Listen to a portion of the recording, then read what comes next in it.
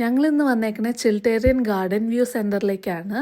ഇവിടെ സാധാരണ ചെടികളൊക്കെ വാങ്ങേണ്ട സ്ഥലമാണെങ്കിലും വിൻ്റർ ആയപ്പോൾ അവർ ഇവിടെ ഐസ് റിങ്ങും വിൻ്റർ ഡെക്കറേഷനൊക്കെ വെച്ച് സെറ്റാക്കിയിട്ടുണ്ടായിരുന്നു. ഞങ്ങൾ വന്നപ്പം തന്നെ അവർ ഞങ്ങൾക്കൊരു പേർപ്പിൾ കളറിലെ കയ്യിൽ കെട്ടാൻ ടാഗ് തന്നു. അത് ഓരോ ടൈം സ്ലോട്ടിൽ വന്നവരെ ഐഡൻറ്റിഫൈ ചെയ്യാൻ വേണ്ടിയിട്ടാണ് അവരങ്ങനെ തന്നത്. ഞങ്ങൾ രാവിലെ 9 മണീൻ്റെ സ്ലോട്ടാട്ടോ വന്നത്. അപ്പോൾ അവിടെ ആരും തന്നെ ഉണ്ടായിരുന്നില്ല. ഞങ്ങളായിരുന്നു ആദ്യത്തെ ആൾക്കാർ അന്നത്തെ. അപ്പം ഞങ്ങൾ ഈ സമയം കൊണ്ട് അവിടെ ചുറ്റി നടന്ന് ഡെക്കറേഷൻസ് ഒക്കെ കാണാമെന്ന് വിചാരിച്ചു. ചുറ്റും നല്ല ക്രിസ്മസ് ഡെക്കറേഷൻസും ലൈറ്റ്സും ഒക്കെ വെച്ചിട്ട് നല്ല പ്രിട്ടിയാക്കി വെച്ചിട്ടുണ്ടായിരുന്നു.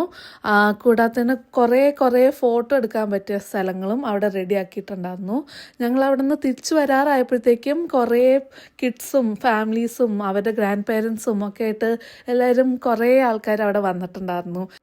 അവിടെ നിന്ന് ഞങ്ങൾ തൊട്ടപ്പുറത്ത് പോയപ്പോൾ നല്ല കസേരയൊക്കെ കണ്ടു. അപ്പം ഞാൻ അവിടെ 2-3 പോസൊക്കെ ഇട്ടിട്ട് കുറച്ച് ഫോട്ടോ ഒക്കെ എടുത്തു. ഇവിടെയാണെങ്കിൽ അവർ ഇഷ്ടംപോലെ സീറ്റിംഗ് അറേഞ്ച്മെൻറ്റ്സ് ഒക്കെ റെഡി ആക്കിയിട്ടിട്ടുണ്ടായിരുന്നേ. കിഡ്സിൻ്റെ കൂടെ വന്ന പേരൻസിനും ഗ്രാൻഡ് പേരൻസിനും ഹോട്ട് ഓർ കോൾഡ് ഡ്രിങ്ക്സ് എടുക്കാൻ അവർ ബാറൊക്കെ സെറ്റ് ചെയ്തിട്ടുണ്ടായിരുന്നു. അപ്പോൾ ഇതാട്ടോ ഐസ് സ്കേറ്റിംഗ് റിങ്. ഇവിടെ ഒരു എക്സ്പേർട്ട് സ്കേറ്റർ പ്രാക്ടീസ് ചെയ്യണ്ടായിരുന്നു. നല്ല ഭംഗിയുണ്ടായിരുന്നു കാണാൻ. ഞാൻ സത്യം പറഞ്ഞാൽ എൻ്റെ ഇത് 2ാമത്തെ തവണയാണ് ഐസ് സ്കേറ്റിംഗ് ചെയ്യണേ.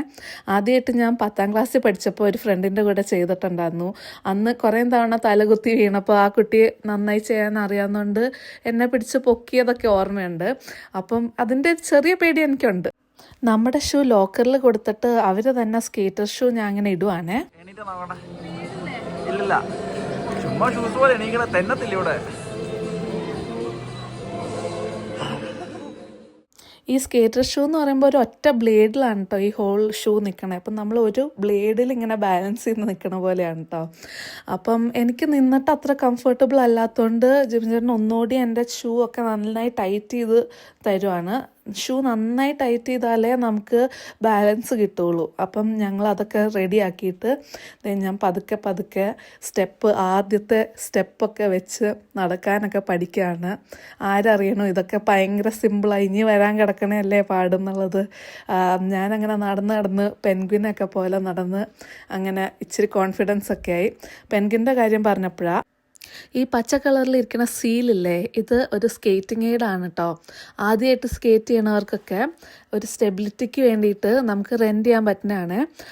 ജിബിൻ ചേട്ടൻ ഈ ഐസ് സ്കേറ്റിംഗ് റിങ്ങിൻ്റെ റിമ്മിൽ പിടിച്ച് സ്കേറ്റ് ചെയ്യാമെന്നുള്ള പ്ലാൻ ഉണ്ടായിരുന്നെങ്കിലും എനിക്ക് ബാലൻസ് ഒട്ടും ഉണ്ടാവില്ല എന്നറിയാവുന്നതുകൊണ്ട് ഞാൻ ഈ സ്കേറ്റിംഗ് എയ്ഡ് റെൻറ്റ് ചെയ്തിട്ടുണ്ടായിരുന്നു കേട്ടോ. പക്ഷേ അവസാനം എന്തായെന്ന് വെച്ചാൽ ഞാൻ ആദ്യത്തെ 5 മിനിറ്റ് നന്നായി ശ്രമിച്ചു. പക്ഷേ എനിക്ക് ആ ഉള്ളിൽ പേടിയുള്ളതുകൊണ്ട് എനിക്ക് അങ്ങ് സ്കേറ്റേ ചെയ്യാൻ പറ്റിയില്ല. അപ്പം ഞാൻ റെൻ്റ് എടുത്ത സീൽ വെച്ചിട്ട് അങ്ങനെ ജിബിൻ ചേട്ടൻ സ്കേറ്റിങ് ചെയ്യാൻ തുടങ്ങി. എൻ്റെ തൊട്ട് സൈഡിൽ നിന്ന ഒരു കുട്ടിയുടെ ഗ്രാൻഡ് പേരൻസ് ഉണ്ടായിരുന്നേ. അവർ ജിബിൻ ചേട്ടൻ ഇങ്ങനെ ആദ്യമായിട്ടാണ് ചെയ്യണേ എന്ന് കണ്ടപ്പം അവരിങ്ങനെ ഭയങ്കരമായിട്ട് ചിയർ ചെയ്യാൻ തുടങ്ങി. അവർ ഭയങ്കരമായിട്ട് എൻകറേജ് ചെയ്യാൻ തുടങ്ങി. യു ക്യാൻ ഡൂ ഇറ്റ് എന്നൊക്കെ പറഞ്ഞ് ഭയങ്കര മോട്ടിവേഷനായിരുന്നു. അതൊക്കെ ഒരു ഭയങ്കര സ്വീറ്റ് മെമ്മറി ആയിരിക്കും. ടുവേർഡ്സ് ദ എൻഡൊക്കെ ആയപ്പോഴത്തേക്കും ജിബിൻ ചേട്ടൻ സൂപ്പറായിട്ട് സ്കേറ്റ് ചെയ്യണ്ടായിരുന്നു.